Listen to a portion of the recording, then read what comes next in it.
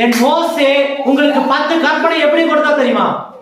24 மணி நேரம் 40 நாள் ஒரு சொட்டு தண்ணி இல்ல, வாயிலிருந்து என் தேவனே ஸ்தோத்திரம், என் தேவனே ஸ்தோத்திரம் சொல்லி துதித்துக் கொண்டே அந்த கற்பாறைக்குள்ள தேனை போல வாழ்ந்தான். அங்கிருந்து எவ்வளவு உஷ்ணம் வந்திருக்கும், அங்கிருந்து எவ்வளவு வெப்பம் வந்திருக்கும். நம்மளால கொஞ்ச நேரம் தாங்கிக்க முடியல, அப்படியே அப்செட் ஆகுறோம். ஐயோ அப்படியே வேகுது, அப்படியே நம்முடைய சிந்தையில செயலிழந்து போகுது. மோசே 10 கற்பனை வாங்கி உங்க வேதாகமத்தை அச்சடிச்சு கொடுத்திருக்கான்.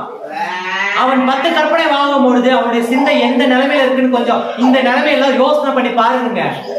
10 கன்னிகைகளை போல 5 பேர்ல போக போறீங்கன்னு நினைக்கிறேன்.